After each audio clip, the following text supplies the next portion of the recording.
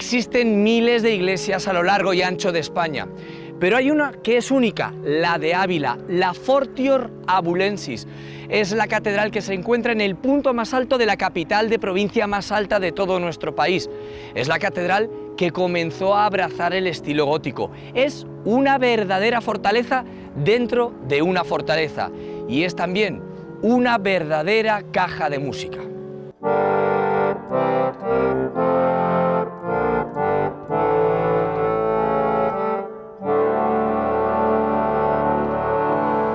La música en realidad tiene la capacidad de hablar de lo inefable, de lo que no sabemos expresar con palabras. La música, digamos, que trasciende las palabras. El órgano precisamente es capaz de transmitir las emociones que en la liturgia se están dando. Es un instrumento que, por así decirlo, digamos, comunica con lo sagrado. Nos puede hablar de la tristeza, nos puede hablar de la alegría, nos puede hablar de la esperanza, nos puede hablar del misterio.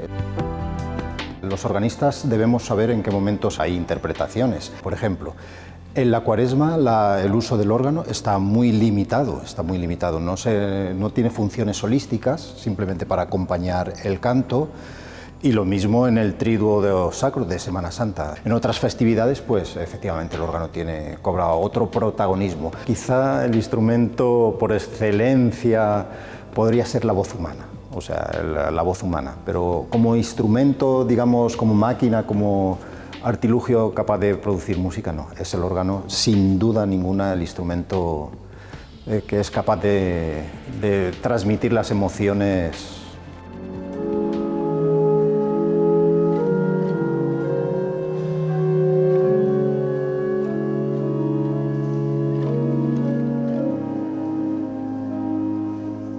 Cada año visitan la muralla de Ávila más de 300.000 personas.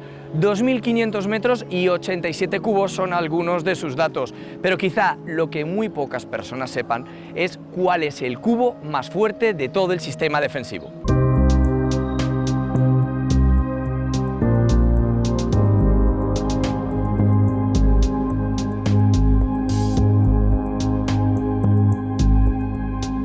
Esta zona es de acceso restringido prácticamente desde el siglo XV, en que se hicieron una serie de modificaciones en esta catedral fortaleza, que además es para muchos la primera imagen que tienen de la catedral de Ávila. Es la zona del Cimorro, no deja de ser el símbolo de la ciudad, ¿no? La torre del Cimorro, la torre de la catedral y además una manera de unificar murallas e iglesia, como es esta zona defensiva. Pertenece a la catedral, pero es al mismo tiempo la continuación de la muralla, que une dos tramos de la muralla. Es la cabecera, aquí detrás tenemos el altar mayor. La catedral de Ávila es conocida como Fortior Abulensis, ¿no? La fortaleza abulense. Esto es una catedral fortaleza, de hecho el escudo de la ciudad de Ávila es esta zona, es el cimorro de la catedral, es con el rey niño, el rey que fue custodiado y protegido en esta ciudad. La ciudad de Ávila se conquista por los cristianos en el año 1085. Es en aquel momento cuando el rey Alfonso VI decreta la repoblación de esta ciudad, ayudado de su yerno, Raimundo de Borgoña, y lo que hacen es pues establecer aquí población cristiana que necesita un pastor, alguien que les rija, ¿no? Que les gobierne, que no sería otro que el obispo, y el obispo necesita una catedral. Esa primera catedral estaría intramuros, pero poco tiempo después, apenas 80 años después, se dan cuenta de que necesitan una catedral nueva. Y además, en un momento en el que se están fortaleciendo los muros defensivos, las murallas. Hacia 1170, cuando se empieza a construir esta catedral fortaleza, al mismo tiempo que se están, como digo, fortaleciendo las murallas y se integra directamente en la muralla. En ese sentido hay que tener en cuenta también que en la Edad Media el obispo y los canónigos, los sacerdotes de la catedral, podríamos decir sacerdotes caballeros, se encargaban también de la defensa de este tramo de la ciudad y es de ahí de donde viene ese concepto de catedral fortaleza. Desde el siglo XVI, los documentos oficiales de la catedral se firmaban como Turris Fortissima, la torre más fuerte. El libro de Proverbios de la Biblia, que dice que la torre más fuerte es el nombre del Señor, a ella correrá el justo y estará seguro. Y en ese sentido, la torre de la catedral, la cabecera de la catedral, no deja de ser la torre más fuerte de la muralla, la Turris Fortissima de la muralla de Ávila.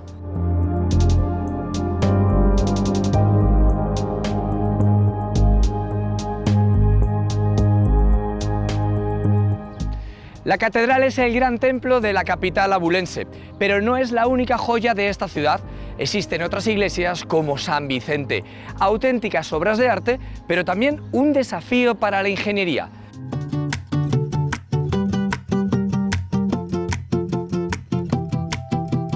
Las iglesias y las catedrales la construían entre 100, 200 personas hasta miles, como ha sucedido en casos documentados en Francia. En este caso, lo que es muy interesante es conocer que tenían una estructura muy organizada, porque tal cantidad de trabajadores no podían ser dirigidos o dejados trabajar sin ninguna dirección. Siempre había un maestro de obras que además, para acceder a ese cargo, era validado por otros maestros, que era quien dirigía las obras, quien llevaba la planificación económica y la secuencia de construcción. Y este maestro dirigía a los maestros albañiles, a los carpinteros, ebanisteros, escultores y canteros. Era un trabajo coral, pero en definitiva siempre había distintos oficios que se encargaban de cada una de las partes de construcción.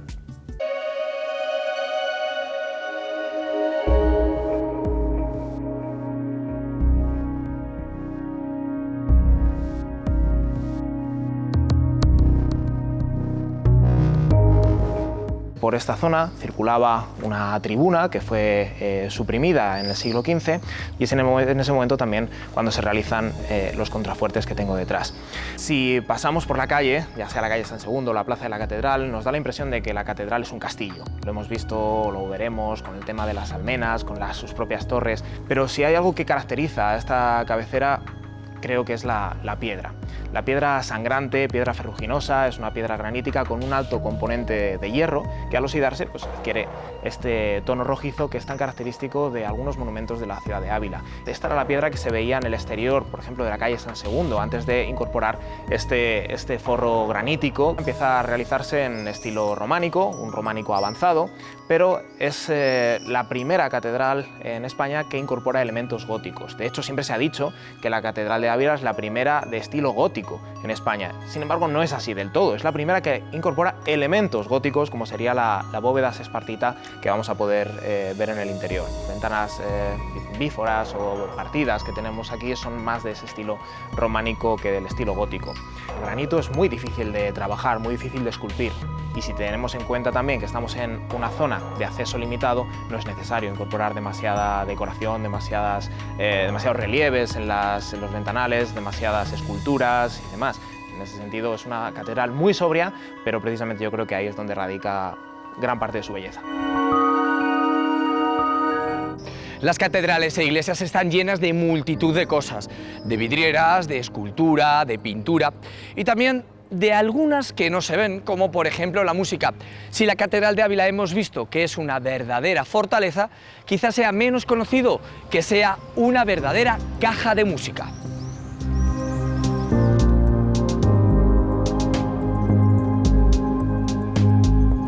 De hecho, en los primeros documentos que hablan de las dignidades o de los oficios que había en la catedral, aparece la figura del chantre, ya en los primeros documentos de la catedral, como una de las personas importantes, junto al deán, junto al arcediano, aparece la figura del chantre, el cantor de la catedral, como la persona que dirige, por así decirlo, la liturgia y los cantos de esta catedral. A medida que avanzan las obras de la catedral, ya sí que se nombra la figura de los órganos de la catedral. Ya en el siglo XIV se habla de los órganos de la catedral, además se dice en plural. Poco a poco van apareciendo incluso los nombres de los primeros maestros de capilla o de los maestros que impartían música. Podríamos asimilarlo a las actuales universidades, a los actuales conservatorios, si es lo que estamos hablando de música. Es decir, aquí venían maestros que formaban a los que iban a ser los miembros de la capilla de música. Es un lugar especial para la música o para los que amamos la música sacra. Es una cantera de músicos, quizá el mayor polifonista de la historia de la música en Occidente, de la música cristiana, se formó en esta catedral. Estamos hablando de Tomás Luis de Victoria. En el coro, donde se sitúan los órganos, pues ahí se formó, ahí cantó como niño y se formó en este espacio Tomás Luis de Victoria, uno de los más importantes creadores. Es un espacio que es singular, que es un espacio mágico. Para los que amamos este tipo de música, pues es, digamos, un lugar de culto donde coros de todo el mundo están deseando venir a este espacio porque aquí se formó precisamente el gran Tomàs Lull de Victoria.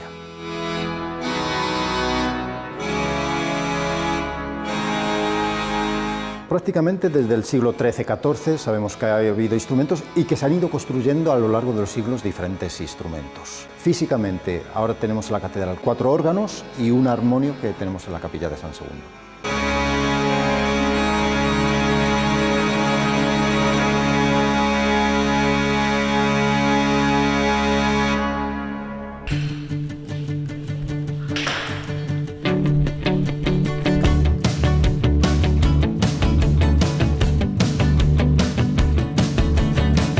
Metralia Buñol de Pablos es una empresa familiar dedicada a la creación y restauración de vidrieras, sobre todo de vidriera monumental. Mi padre empezó muy joven en este mundo de la vidriera y cuando nosotros acabamos la carrera nos dedicamos desde muy niños a esta labor y cuando terminamos la carrera fundamos la empresa Metralia Buñol de Pablos. La vidriera tiene un proceso muy largo, tiene 7 oficios.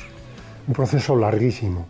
Hay que mantener en ese proyecto la emoción o la idea inicial, pero de una manera que sea compatible con la labor de ejecución, ¿sabes? Lo importante es cuando ves la vidriera es cotejar el resultado con el boceto inicial. Esa relación del principio y el final, eso me examina a mí, me tengo que examinar yo, a ver si he conseguido lo que pretendía, ¿no? Si tú tienes que recuperar partes que se han perdido o tienes que entender perfectamente qué es lo que ellos estaban haciendo, entender el contexto histórico, o sea, hay otra serie de cosas distintas a la creación nueva.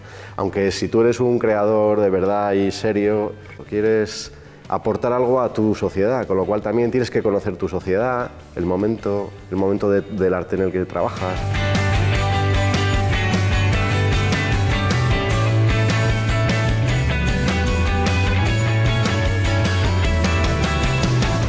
Es un momento dramático porque coges una pieza o una obra en un estado de deterioro. Lo primero que se plantea en una restauración es la defensa de esa pieza, de esa obra. En segundo lugar, su conservación. Y en tercer lugar sería que se recuperen sus orígenes, ¿no? Tienes que saber cómo se comporta la luz.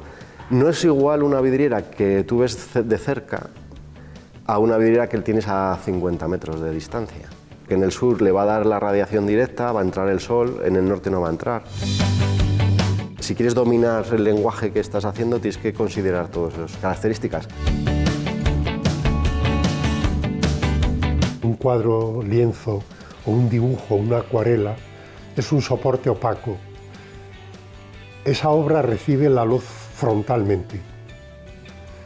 Esto que tienes aquí, que es una vidriera, la luz la recibe dorsalmente, de atrás adelante. Ese color va a traspasar el vidrio y me va a colorear a mí. La luz es una energía muy poderosa y te invade.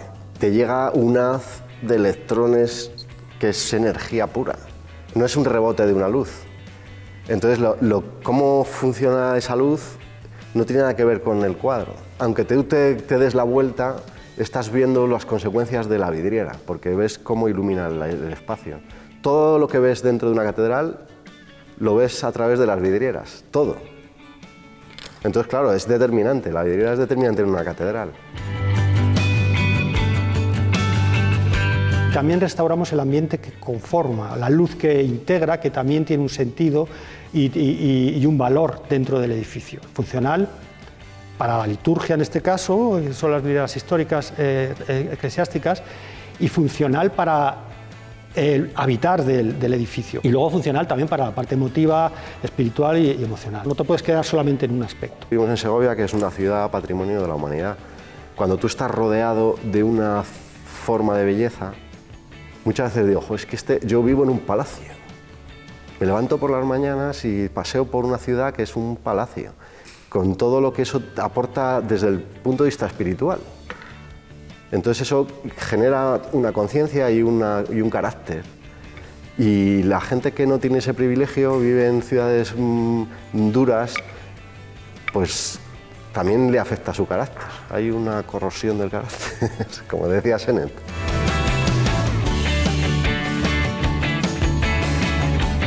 A tus manos llega algo que ha pasado de generación en generación y tú tienes la responsabilidad de volverlo a dejar para que las generaciones futuras puedan seguir disfrutando de ello, como poco respeto. Poner todo tu conocimiento de aprendizaje a disposición de esa pieza, de ese elemento, para hacerlo lo mejor posible. Y donde no podemos llegar, paramos. Quiero decir que ya vendrán detrás otras personas, otros profesionales que sepan resolver lo que nosotros no podemos resolver. Un vidrio es misterioso, ¿sabes? Porque el vidrio tiene un color y ese color está en la entraña del vidrio, está en la masa. Y ese proceso es lo que me precede a mí.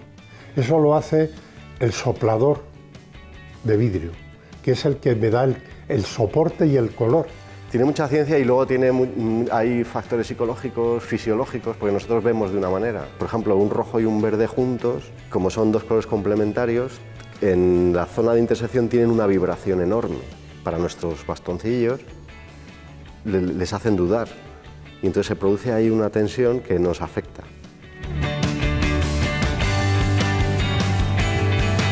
Han cambiado las herramientas, han cambiado las formas de fabricación, nos cambian la manera en la que te enfrentas un poco al trabajo y los conceptos, ¿no? Cambian ciertas cosas, pero sustancialmente sigue siendo lo mismo.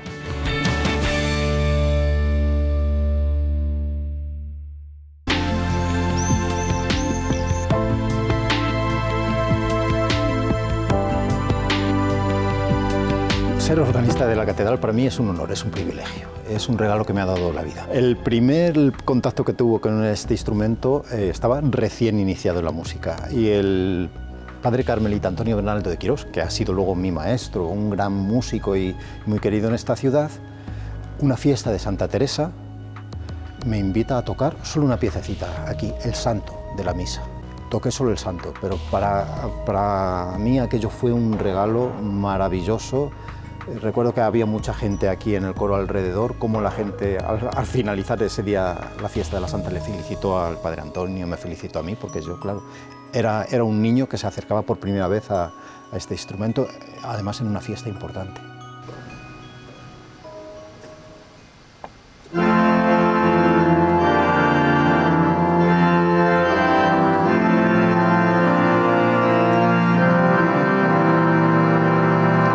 Esos son los primeros acordes que vienen en este instrumento.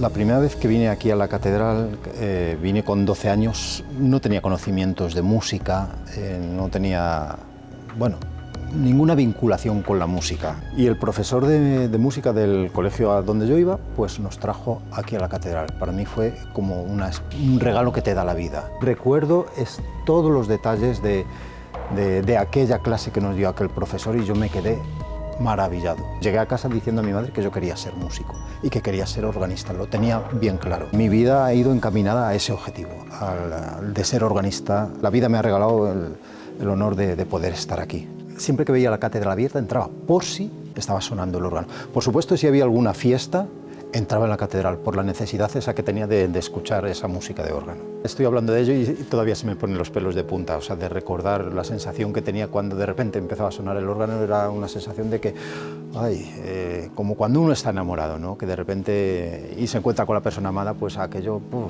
pierdes un poco la consciencia, o sea, es una sensación muy bella. Es el sueño que has perseguido toda tu vida, mucho esfuerzo, mucho estudio, muchos viajes, quitarte muchas horas de sueño para ir a clases a Madrid, compatibilizar con los estudios reglados aquí en la ciudad de Ávila y al final es un sueño conseguido.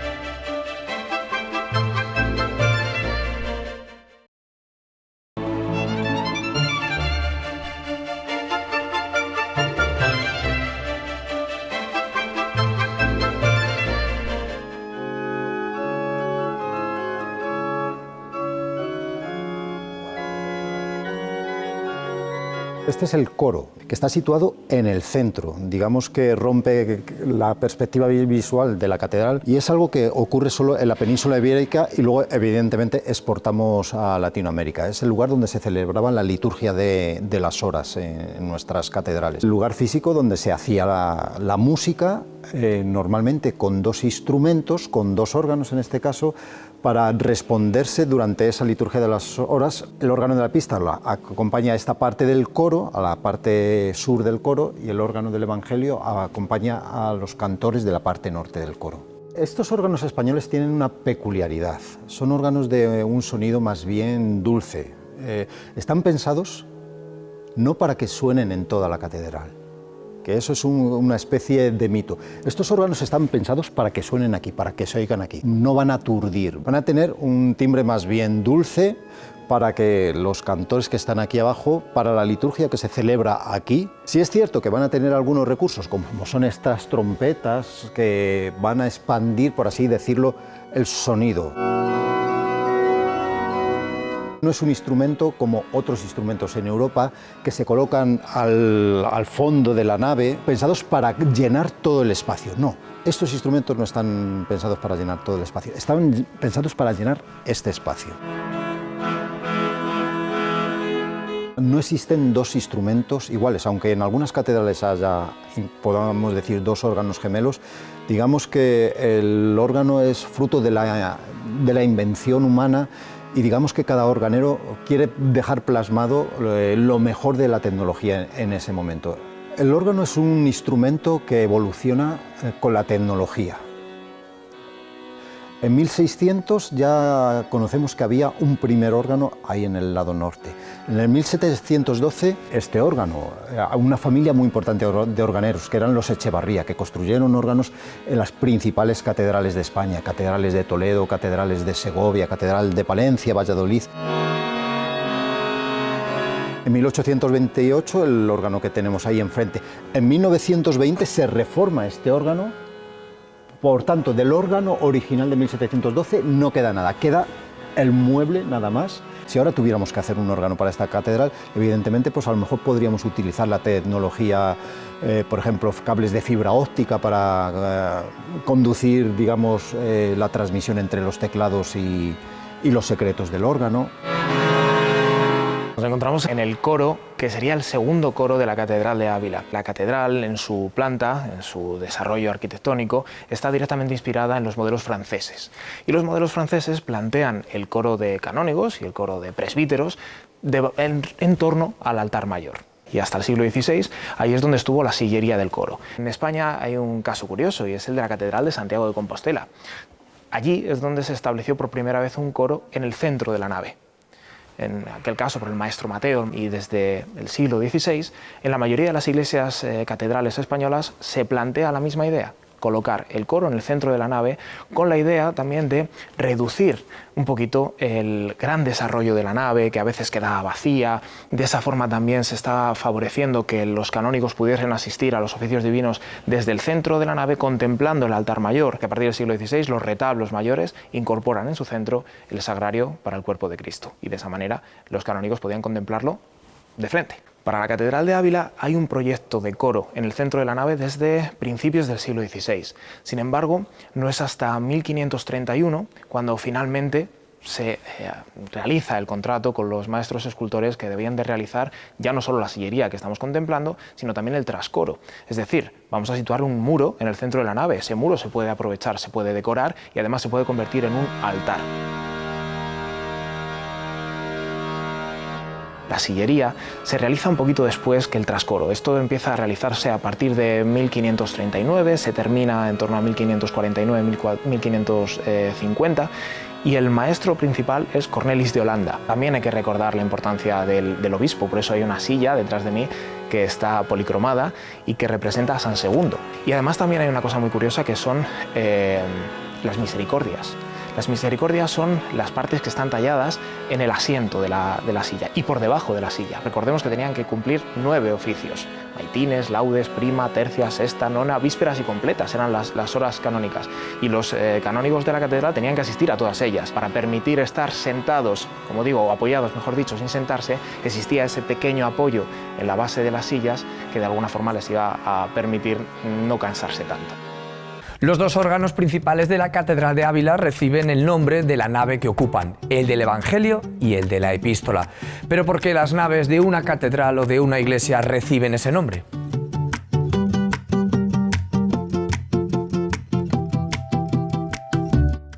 Dentro de las iglesias hay un lado del Evangelio y un lado de la Epístola.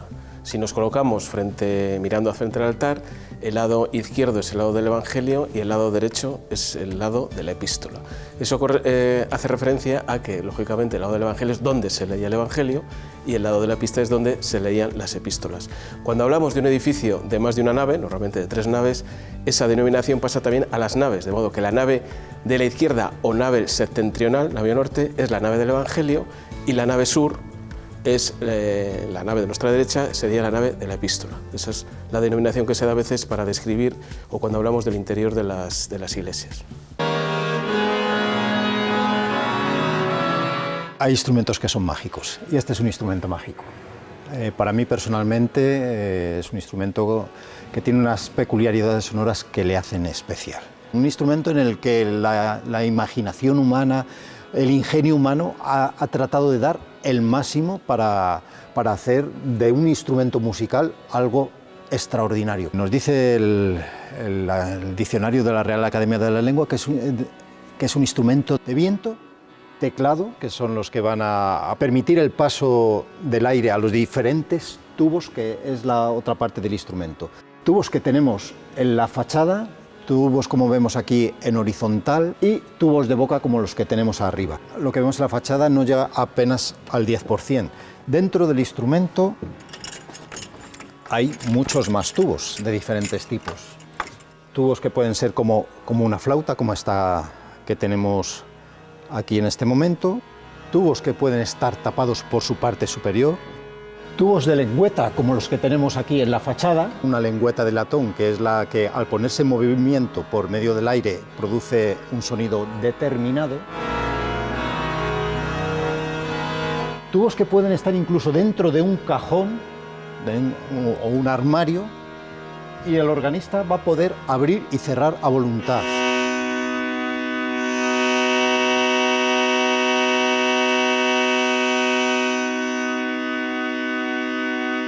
Aquí podemos observar, por ejemplo, que hay una hilera de tubos que son de madera. Vamos a ver tubos que están dentro de una caja. El arca de ecos que hemos comentado antes. Esta es la consola vista por la parte anterior. Cuando un organista acciona una tecla, abrimos una válvula. Ahora mismo estaría entrando aire en un canal aquí. Con estas palancas que tenemos aquí, accionamos el tipo de tubo que queremos que suene en ese momento. Esto que se llama el secreto es que normalmente el organero deja aquí escrito su nombre y el año en el que se construyó. Me construyó este órgano siendo fabriquero de esta Santa Iglesia el señor don Juan Manuel por el artífice don Leandro García Martín. Para que haya un órgano tiene que haber viento. Y aquí digamos que están los pulmones, 4 fuelles que van a insuflar aire a los fuelles principales que están justo aquí debajo de la tribuna donde está el órgano. Estamos insuflando aire a los fuelles. Digamos que en este momento ya el órgano puede empezar a sonar. Hasta hace no muchos años había una persona que se dedicaba a este oficio de tener que dar aire a los fuelles, con un nombre muy bonito, el del oficio este, el entonador.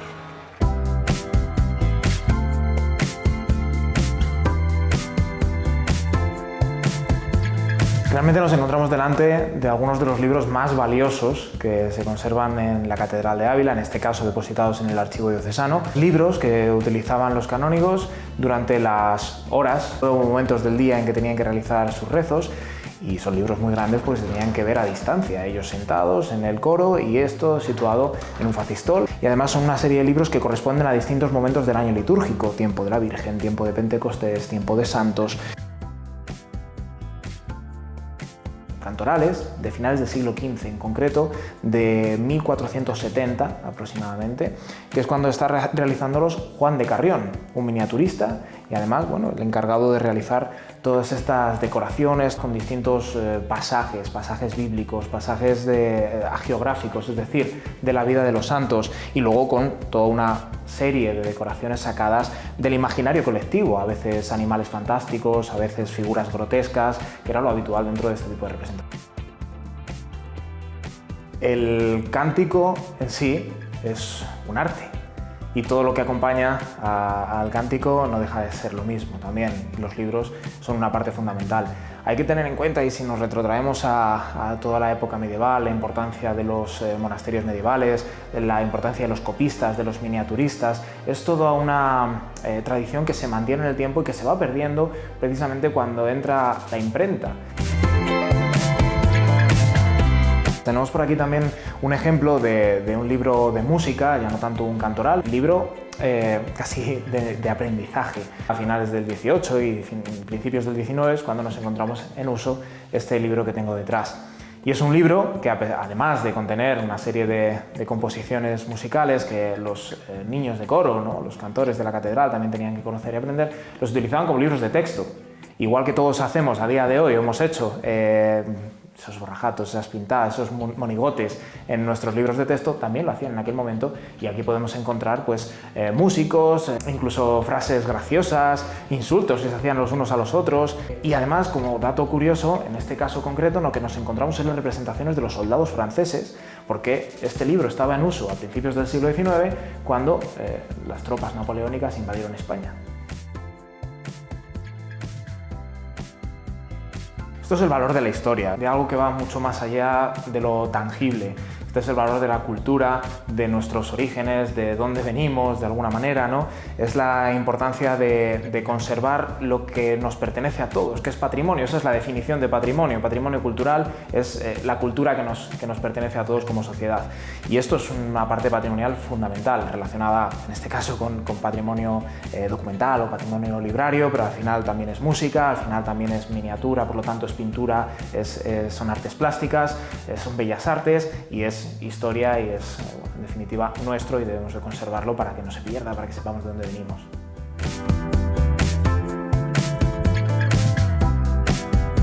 El organista o el compositor quiere decir algo, tiene que decir algo. La música expresa sentimientos.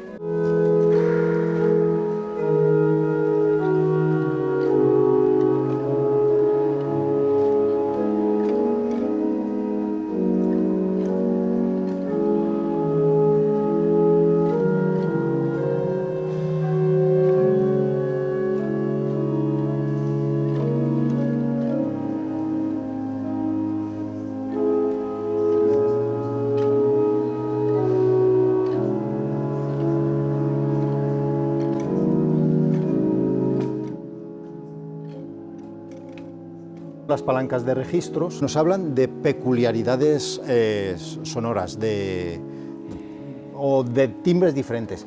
Nos dan una información al organista muy precisa de lo que queremos que suene. El flautado de 13. El tubo más grave es el que está sonando ahora.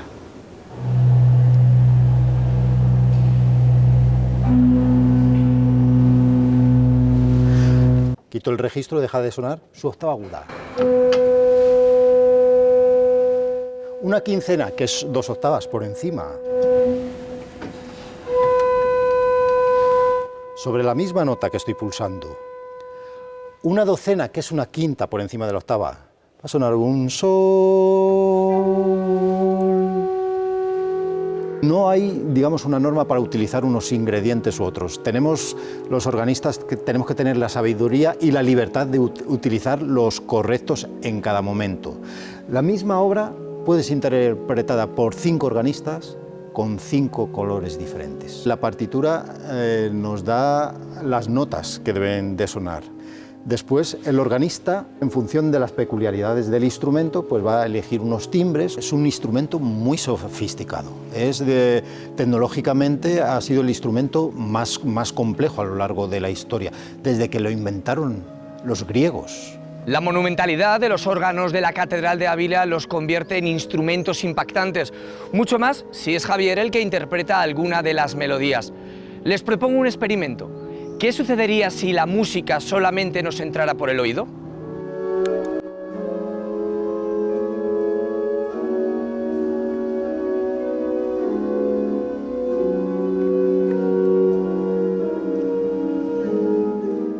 Dile tú primero, Chenchi.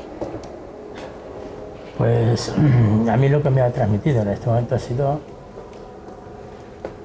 una relajación total.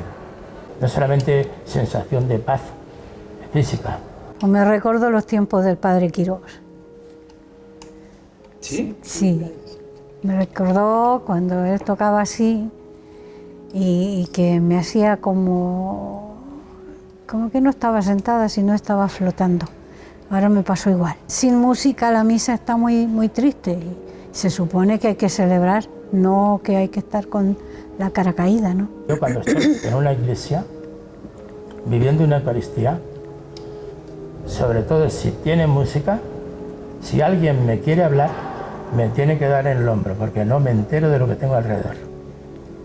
De concentrado que estoy, no me entero de lo que tengo alrededor. Como no he visto nunca, pues no tengo el mismo gesto de rostro que tiene Margarita, ¿me entiendes? ¿Yo? Sí. No. Cuando escucho música, yo prefiero que me dejen solo, porque así lo vivo, me concentro mucho más, que también con la música se puede hacer mucho bien, que me ha hecho recordar muchas cosas de cuando estaba en mi colegio. Y había un organista que teníamos, que yo siempre que podía, aunque estaba ensayando, pero como él tampoco veía, pues no sabía si estábamos allí. Y yo entraba con mucho cuidadito a escucharle.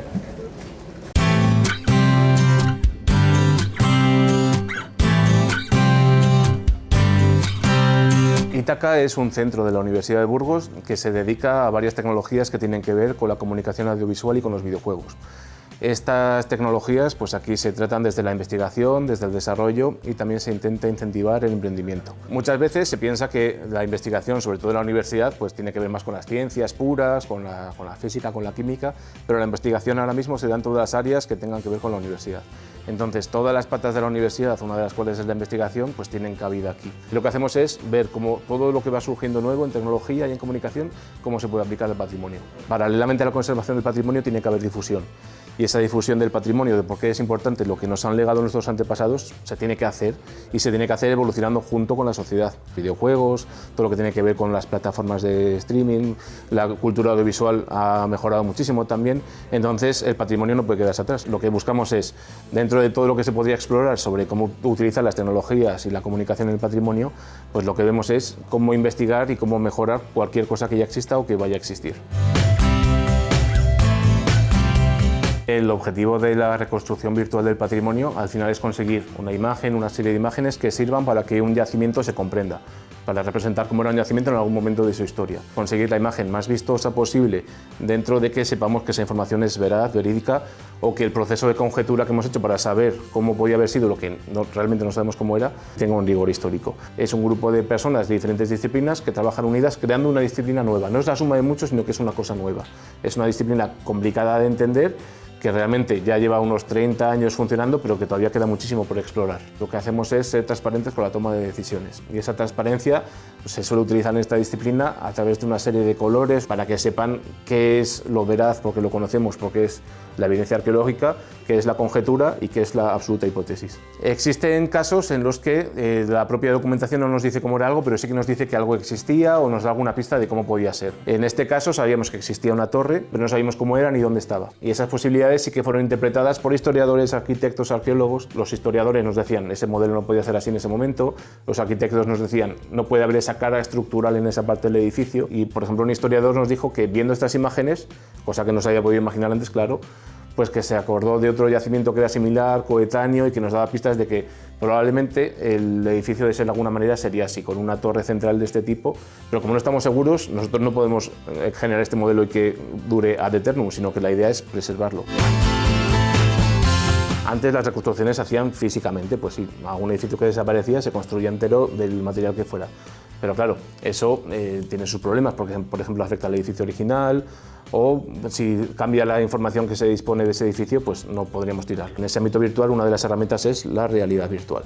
Una sensación de inmersión en un mundo que es ajeno al real. Hay mucha gente que quizás no tenga los conocimientos o la sensibilidad para que al visitar un yacimiento o un edificio, pues comprender lo que está viendo y valorar la importancia que tiene el patrimonio. Lo que hacemos es poner en valor esos elementos a través de una campaña de ayuda a la difusión. Lo que aportan es que, aparte de la conservación del patrimonio, que es algo que tenemos muy claro, ayuda a la difusión y ayuda a que ese patrimonio se comprenda. No vemos solo el patrimonio como está ahora, sino que podemos comprenderlo a través de la historia, pudiendo ver sus diferentes fases y cómo ha evolucionado. Porque el patrimonio no es importante tanto por lo que es ahora, que sí, sino por lo que ha sido y por lo que todas las generaciones anteriores a la nuestra nos han legado. Los límites en la tecnología nos lo va dando la evolución mismamente tecnológica. Cada vez que ha habido una evolución a lo largo de la historia siempre hemos dicho no se puede llegar a más. Cuando apareció la cinematografía a principios del siglo XX decían pues no se puede llegar a más. Apareció el cine a color, no se podía llegar a más. Siempre va un poquito más y nunca nos esperamos qué va a ser porque no somos capaces de entender lo que puede pasar a largo plazo. Y nos pasa un poco aquí. Casi cada año, cada 2 años hay que actualizarse y ver cada una de las tecnologías que se va utilizando en otros ámbitos como el entretenimiento, qué importancia y qué valor puede tener para nosotros y para su uso en el patrimonio.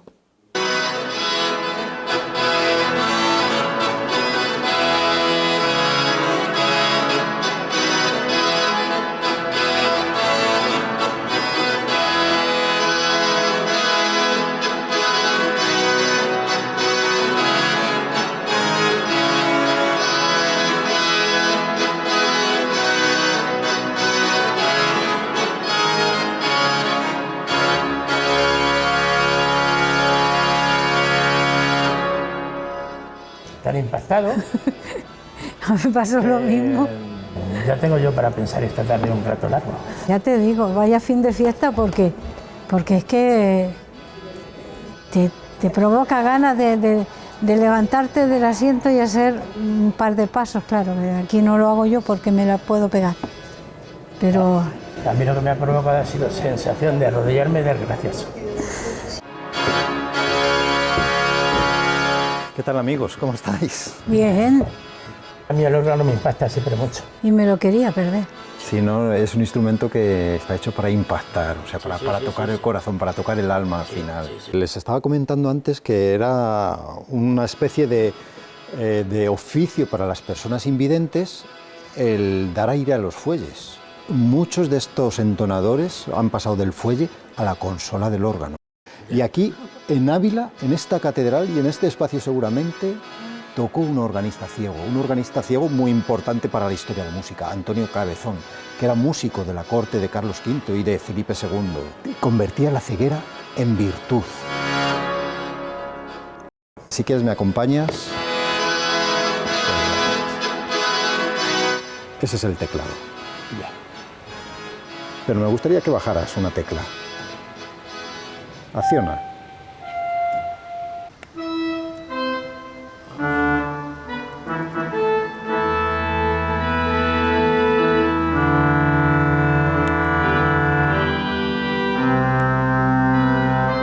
Muchas gracias. ¿Qué te parece la experiencia de pulsar y que se haga el sonido? Es especial, ¿a que sí? ¿Te ha emocionado? Sí, sí, sí. Qué bueno. Me he emocionado, de verdad.